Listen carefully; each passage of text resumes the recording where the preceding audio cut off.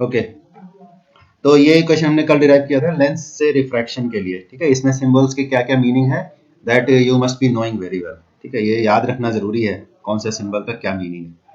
Okay, तो अब thin lens equation की बात करते हैं। इनफैक्ट ये थिन लेंस इक्वेशन ही है, क्योंकि हमने जो इक्वेशन डिराइव की थी फिर हमने एक अप्रोक्सीमेशन लिया था that the lens is thin and then P1 and P2 that is the poles of both the spherical surface are close to each other, तो ऑटोमेटिकली थिन लेंस बन जाता है। अब इस इक्वेशन को थोड़ा और हमें दूसरे फॉर्म्स में लिखना है, इसीलिए हमारे डिस्कशन में फिर से ये इक्वेशन आ गई है, ठीक है। तो अब देखो, इसमें अगर हम इस इक्वेशन को और सिंप्लीफाई करना चाहते हैं तो n1 जो refractive index of the medium outside the lens है, n1 से अगर इस इक्वेशन को डिवाइड किया जाए तो क्या मिलेगा, ठीक है। अगर इस इक्वेशन को हम डिवाइड कर देते हैं, डिवाइड बाय n1, तो मिलता है हमें 1/v minus 1/u equal to n2 bye n1, ठीक है। यहाँ हमें मिलेगा n2 bye n1 minus 1/r1 minus 1/r2, ये मिलेगा। अब n2 by n1 का क्या मतलब है, n2 by n1 can be written as n21, that is refractive index of material of the lens with respect to material outside the lens, ठीक है। Lens के मटेरियल का जो रिफ्रैक्टिव इंडेक्स है with respect to that of outside the lens. तो अगर हम n21 यहाँ पर सब्स्टिट्यूट कर दें इस इक्वेशन में, तो ये इक्वेशन हमारी बन जाती है, इसको मान लो 1 मान लो और इसको मान लो 2, तो अब इक्वेशन बन जाएगी 1/v minus 1/u equal to n21 minus 1/r1 minus 1/r2, ठीक है। ये इक्वेशन आ गई। ये सिंप्लीफाइड फॉर्म है उसी इक्वेशन की। इसमें हमने क्या किया, n2 by n1 यूज कर लिया, यानी refractive index of medium 2, medium 2 का मतलब है वो मीडियम जो लेंस के अंदर है, और n1 refractive index of the medium that is outside the lens, ठीक है। अगर बाहर एयर है तो फिर ये हमें n21 लिखने की जरूरत नहीं पड़ेगी, क्योंकि एयर के लिए हमें पता ही है कि रिफ्रैक्टिव इंडेक्स होता है 1, ठीक है। एयर या वैक्यूम कुछ भी कह लो। So if the medium outside the lens is air और vacuum, if the medium outside the lens is air or you can say vacuum, air और वैक्यूम को हम सेम ले सकते हैं, तो फिर n21 की जगह हम n भी लिख सकते हैं। अब n का मतलब क्या हो जाएगा, refractive index of the medium of lens with respect to air, ठीक है। तो इक्वेशन और सिंप्लीफाइड हो जाएगी। अब इक्वेशन क्या हो जाएगी, 1/v minus 1/u is equal to n minus 1/r1 minus 1/r2। अब ये इक्वेशन हमारी आ गई। तो इस इक्वेशन का एक स्पेशल नाम भी है और उसको कहते हैं लेंस मेकर्स फार्मूला, ठीक है। This equation is known as lens makers formula. क्यों इसका ऐसा नाम रखा गया है, उसको याद रखना भी इजी है, ठीक है। देखो, इसका नाम है, याद रख लो, कभी कभी एग्जाम में डायरेक्ट आ जाता है कि लेंस मेकर फार्मूला डिराइव करो, लेंस मेकर्स फार्मूला, ठीक है। इसको लेंस मेकर फार्मूला क्यों बोलते हैं, क्योंकि जो लेंस बनाया जाता है, अगर मान लो हमें कोई लेंस बनाना है तो हमें उसके लिए क्या क्या इन्फॉर्मेशन चाहिए, किस मटेरियल का बनाना है, उसका रिफ्रैक्टिव इंडेक्स कितना होगा वो हमें पता होना चाहिए। तो ये रहा यहाँ पर refractive index of the material, और R1 और R2 हमें पता होने चाहिए। R1 R2 क्या चीज है कि जो लेंस बनाया जाएगा उसके जो दोनों सरफेसेस हैं उनका रेडियाई ऑफ कर्वेचर क्या होगा, ठीक है। अगर हमें इतनी इंफॉर्मेशन है हमारे पास, refractive index of the medium पता है और रेडियाई ऑफ कर्वेचर कितना होगा दोनों साइड्स का, वो अगर पता है तो कितनी फोकल लेंथ का लेंस बनेगा ये हमें पता चल जाएगा, ठीक है। तो लेंस मेकर्स जो भी होंगे, लेंस मेकर जो भी बनाएगा लेंस, उसे ये इतनी बातें पता होनी चाहिए, तो वो एक गिवन फोकल लेंथ का लेंस बना सकता है, ठीक है। बट अब तुम कहोगे यहाँ फोकल लेंथ तो हमें दिखाई नहीं दे रहा है, कहाँ है फोकल लेंथ, तो फोकल लेंथ इधर है इक्वेशन के लेफ्ट साइड में, ठीक, ऐसे नहीं दिख रहा है, थोड़ा सा और एक स्टेप कैलकुलेशन करेंगे तो दिखाई देगा। देखो, तो अगर ऑब्जेक्ट इंफिनिटी पर रखा होता है, ठीक है, तो लेंस की प्रॉपर्टी है कि इमेज लेंस के फोकस पर बनता है, यानी कि if u is infinity then v will be equal to f।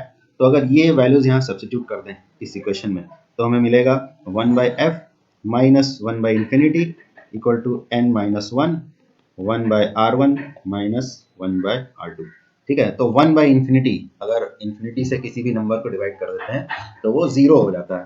तो ये इक्वेशन हमारी हो गई 1/f equal to n-1 1/r1 minus 1/r2। ये हमारा बन गया लेंस मेकर फार्मूला, ठीक है। वो भी लेंस मेकर फार्मूला ही है, बस हमने इसको f के टर्म्स में लिख दिया। तो इसको याद रख लो, ये एग्जाम में कभी कभी ऐसे ही पूछ लिया जाता है कि भाई लेंस मेकर्स फार्मूला क्या है और उसको डिराइव करो, ठीक है।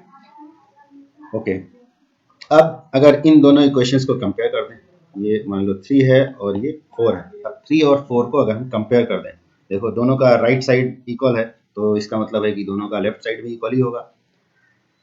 देयरफॉर फ्रॉम 3 एंड 4, 3 और 4 को हमने कंपेयर कर दिया, तो हमारा जो लेंस इक्वेशन जो बचपन में पढ़ा था 10 क्लास में, वो मिल जाएगा 1/v minus 1/u equal to 1/f। बचपन की चीज़ मिल जाती है तो बड़ा अच्छा लगता है। तो ये हमें बचपन वाली इक्वेशन मिल गई, लेंस इक्वेशन, ठीक है। इसको ही बोलेंगे thin lens equation, not this thin lens equation, okay. तो ये डेरिवेशन इंपॉर्टेंट है, इससे ज़्यादा इंपॉर्टेंट लेकिन वो वाला था जो इसके पहले किया था, यानी कि लेंस से रिफ्रैक्शन की इक्वेशन डिराइव करो। ये तो खैर कोई डेरिवेशन नहीं था, बस हमने इक्वेशन को सिंप्लीफाइड फॉर्म में लिखा है, ठीक है। ओके, अब लेंस के बारे में बहुत सारी जानकारी हमें मिल चुकी है, और बाकी जो लॉज ऑफ इमेज फॉर्मेशन होते हैं जो 10 क्लास में पढ़े थे, लॉज ऑफ इमेज फॉर्मेशन मतलब लाइट रे अगर पैरेलल आ रही है तो रिफ्रैक्शन के बाद फोकस से जाएगी, फोकस से आ रही तो पैरेलल हो जाएगी, ऑप्टिकल सेंटर से जा रही तो बिना डेविएट हुए निकल जाएगी, ठीक है। ये सारी चीज़ें ऑलरेडी हमें पता है।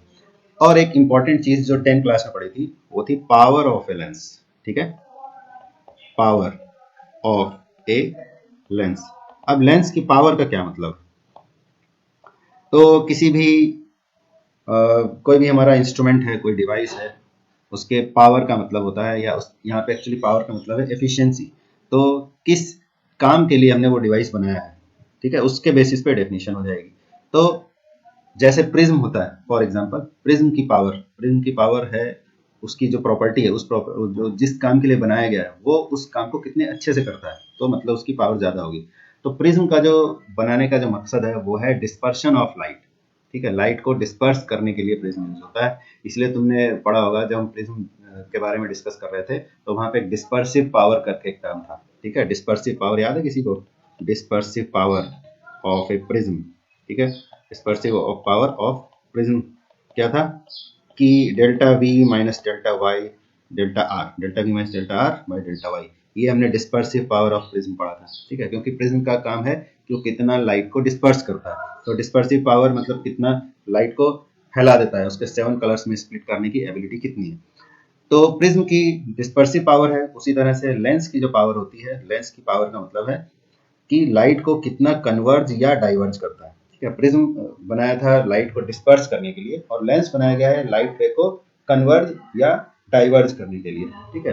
तो ये तुम्हें ऑलरेडी पता है कि कॉनकेव लेंस जो होता है वो लाइट बीम को डाइवर्ज कर देता है, और कॉन्वेक्स लेंस जो है वो कन्वर्ज करता है। तो लेंस की पावर का मतलब है कि उसकी एबिलिटी कितनी है, लेंस की एबिलिटी कितनी है डाइवर्ज करने की या कन्वर्ज करने की एबिलिटी कितनी है। तो इस चीज को मेजर कैसे किया जाता है? लेंस के पावर को, ठीक है। तो लेंस की पावर को मेजर करने के लिए क्या डेफिनेशन है, क्या फार्मूला है, वो देखते हैं। तो मान लो कि ये हमारे पास एक थिन लेंस है, ठीक है, और ये लेंस का हो गया प्रिंसिपल एक्सिस, यहाँ कहीं पर है मान लो ऑप्टिकल सेंटर C, और लाइट रे एक इस पर पैरेलल टू प्रिंसिपल एक्सिस एक लाइट रे इंसिडेंट होती है, ठीक है। ये लाइट रे यहाँ पर इंसिडेंट हुई पैरेलल टू प्रिंसिपल एक्सिस। तो ऐसे तो हमारा जो थिक लेंस है उसमें हम 2 बार रिफ्रैक्शन दिखाते हैं, एक बार सरफेस 1 पर और एक बार सरफेस 2 पर। बट अगर थिन लेंस है तो लेंस का जो मिड पोर्शन है वहां से रिफ्रैक्शन दिखा करके भी हमारा काम चल जाता है, ठीक है। देखो जो अभी बात बोली गई है उसका मतलब क्या है कि अगर हम यहाँ पर अगर बीच में एक ऐसे डॉटेड लाइन बनाना है लेंस के मिड पोर्शन से, तो ये जो ग्रीन लाइन है यहाँ से एक सिंगल टाइम रिफ्रैक्शन दिखा करके भी काम चल जाता है अगर थिन लेंस है तो हमारे सिलेबस में जनरली थिन लेंस का ही क्वेश्चन आता है। तो रिफ्रैक्शन होगा, और ये हमने लिया है कॉन्वेक्स लेंस। तो कॉन्वेक्स लेंस के बारे में पता ही है कि ये कन्वर्जिंग लेंस होता है, यानी लाइट को कन्वर्ज करता है। तो अगर पैरेलल टू प्रिंसिपल एक्सिस एक लाइट रे आती है और रिफ्रैक्शन के बाद ये कहाँ से जाएगी, ये फोकस से पास होती है, ठीक है। तो ये हमारा यहाँ पर फोकस है। तो ये बातें तो तुम्हें पता है ऑलरेडी। पावर ऑफ लेंस कैसे हम डिफाइन करेंगे, ये बात समझने की है। तो हमारी जो लाइट रे थी वो इस रास्ते पर जाने वाली थी, ये जो डॉटेड पर्पल लाइन बनाई जा रही है, इस रास्ते पर लाइट रे जाने वाली थी, और ये डेविएट हुई। कन्वर्जेंस और डाइवर्जेंस ऑफ लाइट का मतलब क्या है कि लाइट रे अगर पैरेलल जा रही थी तो प्रिंसिपल एक्सिस की तरफ मुड़ जाएगी, तो कन्वर्जेंस कहेंगे, और अगर प्रिंसिपल एक्सिस से दूर डेविएट हो जाती है तो हम उसको डाइवर्जेंस कहेंगे। ठीक है, तो कितने एंगल से लाइट रे डेविएट हुई है वो हम यहाँ पर देख लेते हैं पहले। तो लाइट रे इस पर्पल डॉटेड लाइन के अलॉन्ग जाने वाली थी, बट ये इस तरफ आ गई। इस पॉइंट को हम ए मान लेते हैं, यहाँ से रिफ्रैक्शन हुआ है, तो ए से एफ की तरफ लाइट रे का डेविएशन हुआ है, मतलब एंगल ऑफ डेविएशन यहाँ पर होगा, ये एंगल ऑफ डेविएशन हो गया। ठीक है, लाइट रे थीटा एंगल से मान लो डेविएट हो गई। अब इस एंगल का अगर tan निकाला जाए, ठीक है, tan थीटा अगर निकाला जाए तो कितना आएगा। तो अगर ये एंगल थीटा है तो ये अल्टरनेट एंगल यहाँ पर भी हमें मिल जाएगा थीटा। ठीक है, तो ट्रायंगल ACF जो हमें दिखाई दे रहा है वो एक राइट एंगल ट्रायंगल है। इस ट्रायंगल की हेल्प से हम tan थीटा की वैल्यू निकाल सकते हैं। ठीक, and what is theta? Theta is angle of deviation suffered by this light ray. ये जो लाइट रे आ रही थी पैरेलल टू प्रिंसिपल एक्सिस, ये कितने एंगल से डेविएट हुई है, तो इस एंगल का हम tan कैलकुलेट करते हैं। tan थीटा अगर हम निकालते हैं तो कितना आएगा, CA by CF perpendicular by base. CA by CF आया, और CF क्या चीज है वो तो हम जानते हैं, CF है ऑप्टिकल सेंटर से फोकस की distance, and that is termed as focal length of the lens. इसको कहा जाता है focal length of the lens. तो CF की वैल्यू तो हो गई F। CA का क्या करेंगे, तो CA है मान लो कितना H है, सपोज H, तो ये हो जाएगा H बाय F। ठीक है, ये हमने tan थीटा निकाला। अब सबसे इंपॉर्टेंट बात यहाँ पे समझने की, पावर की डेफिनेशन। तो डेफिनेशन ऑफ पावर ये है कि if h is equal to 1 meter, ठीक है, यानी ऐसे तो डिस्टेंसेस बहुत कम है, बट डेफिनेशन के अकॉर्डिंग अगर h हो 1 मीटर, ठीक है, and therefore tan theta becomes 1 by f। ठीक, और यहाँ पर जो f है वो भी मीटर में होना चाहिए। तो ये जो tan थीटा की वैल्यू है, value of tan theta when h is equal to 1 meter, then this value tan theta equal to 1 by f is defined as power of the lens। ठीक है, therefore power of the lens will be P equal to 1 by f। और ये P equal to 1 by f कब आया, जब हमने tan theta में h को 1 मीटर लिया। ओके, क्लियर है। तो P equal to 1 by f तो तुमने पढ़ा था 10 क्लास में भी, बट वो आता कहाँ से है, तो उसका आंसर ये है, ये डायग्राम से, यहाँ से हमें पता चलता है कि लाइट को कोई लेंस, लाइट रे को कोई लेंस कितना डेविएट कर सकता है। That ability is the power of the lens. So power of the lens is tan of the angle of deviation when h, what is h? H is the distance of point of incidence from the optical center above the principal axis। ठीक है, और इसकी जो definition है वो हमें पता चल गई। यूनिट, यूनिट क्या है, यूनिट है डायोप्टर, ये भी तुमने पढ़ा था पहले, डायोप्टर, और सिंपली कैपिटल डी यहाँ पर लिख सकते हैं। ठीक है, पावर का यूनिट है डायोप्टर। डायोप्टर एक ऑप्टिशियन थे जिन्होंने लेंसेज के बारे में काफी काम किया था, लेंसेज की प्रॉपर्टीज को स्टडी किया था और लेंसेज बनाए थे, जैसे अभी हमने पढ़ा ना लेंस मेकर फार्मूला, तो इसीलिए उनके रेस्पेक्ट में इस पावर के यूनिट को डायोप्टर नाम दिया गया। ठीक है, तो पावर से रिलेटेड और एक टॉपिक है जिसको हम बोलते हैं कॉम्बिनेशन ऑफ लेंसेज। अगर हम एक से ज्यादा लेंसेज को कंबाइन कर दें तो उस कॉम्बिनेशन की पावर क्या होगी।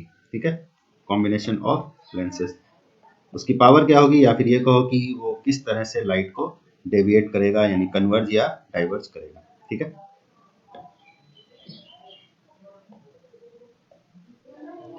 तो सपोज दो लेंसेज हम ले लेते हैं,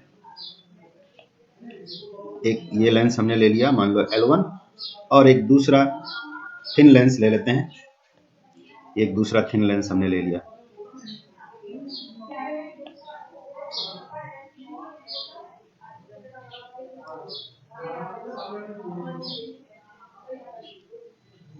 ओके, तो ये हमारा दूसरा लेंस हो गया, दो लेंसेज हमने ले लिए, एक है L1 और दूसरा लेंस है मान लो हमारा L2।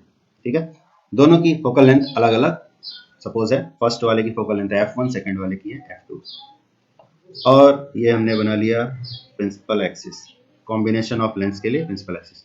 कोई दूसरा कलर ले लेते हैं,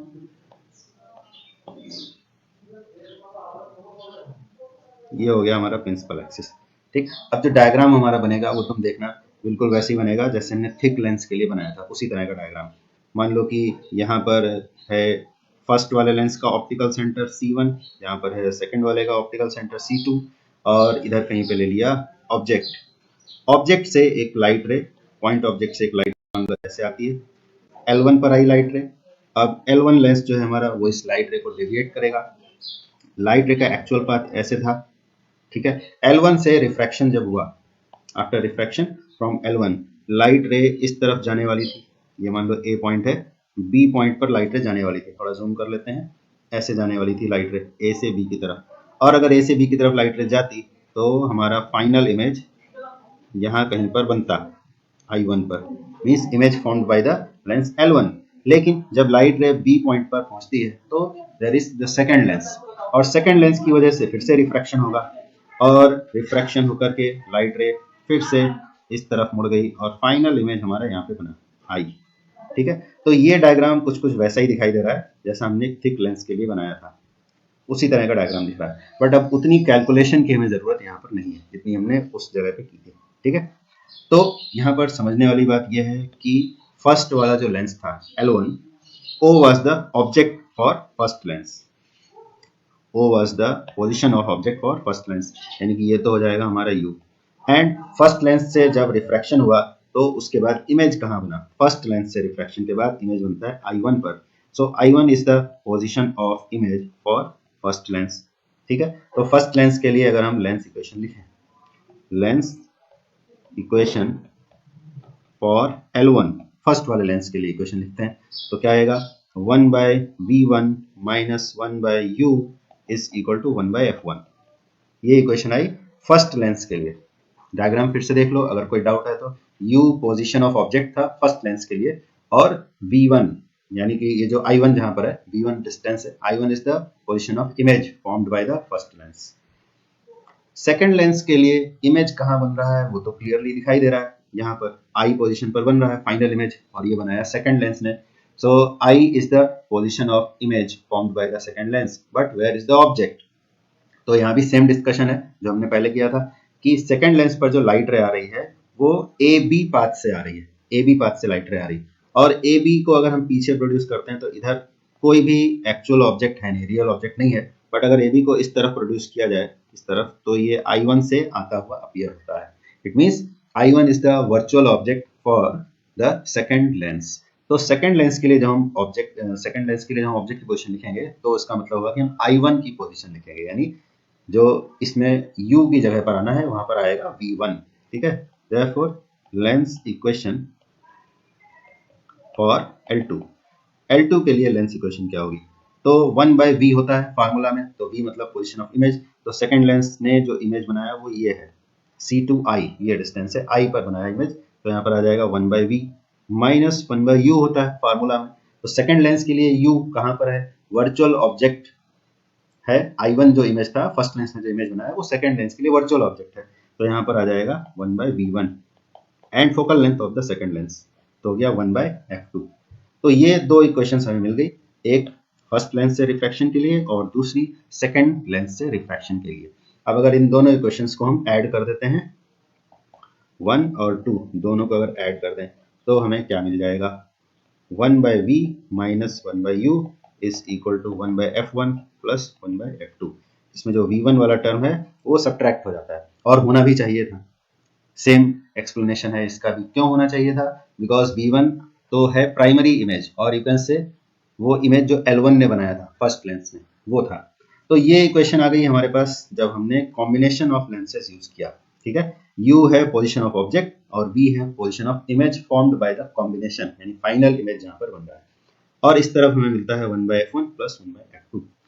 इक्विवेलेंट फोकल लेंथ अगर कॉम्बिनेशन का निकालना है तो दो लाइन की कैलकुलेशन और कर देंगे, तो equivalent focal length of the combination of lens हमें मिल जाएगा।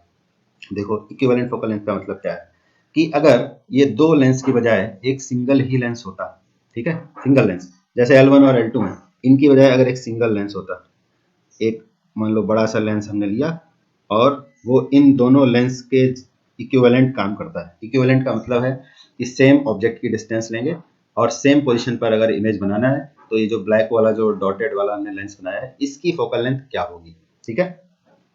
तो फॉर एन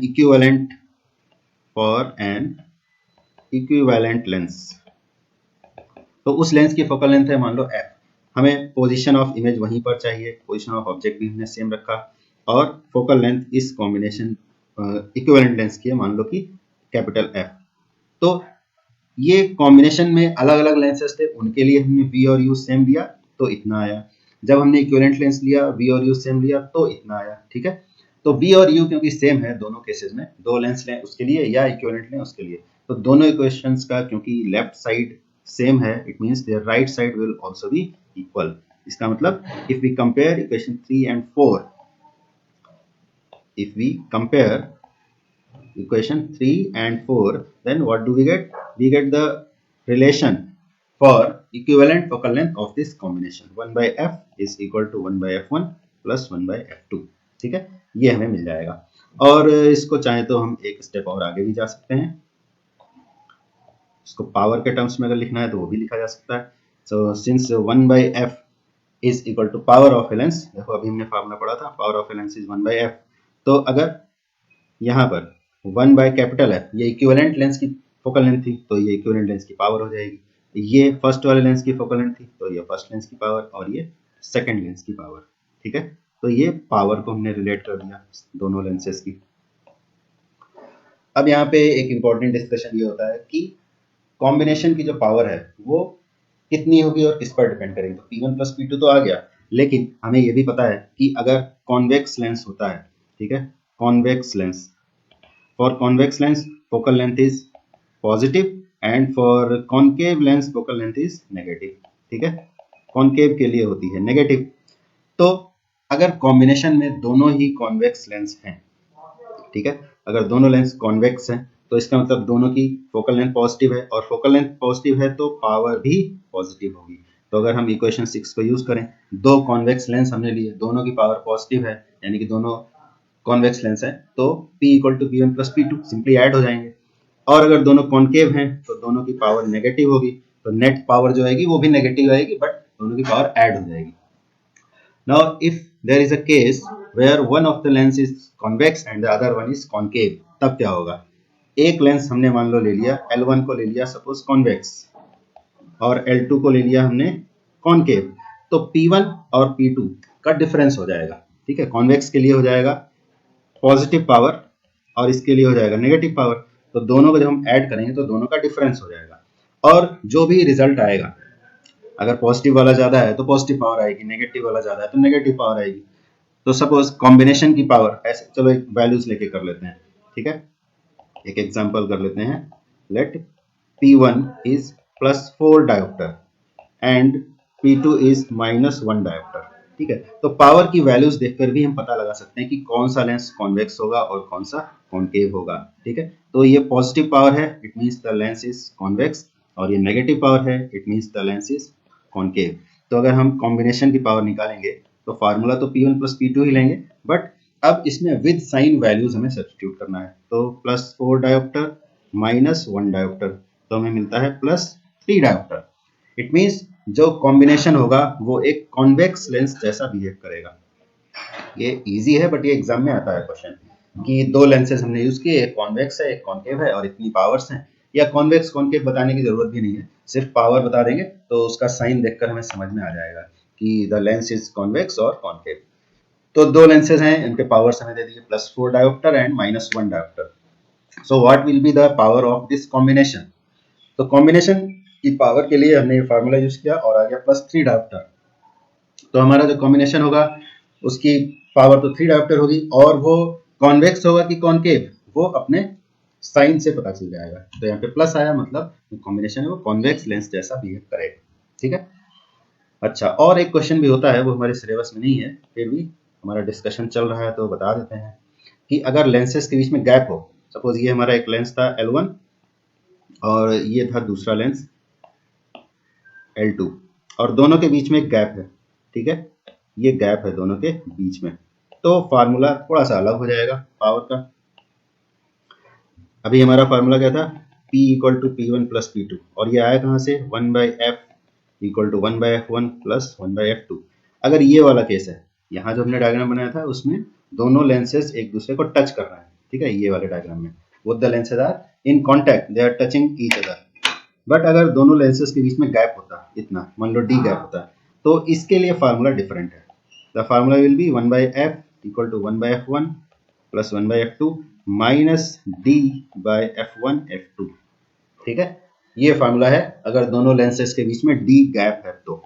और इस फार्मूला को अगर हम पावर के टर्म्स में लिखेंगे तो in terms of power we get P equal to P1 plus P2 minus D P1 P2, ये फार्मूला हो जाएगा, ठीक।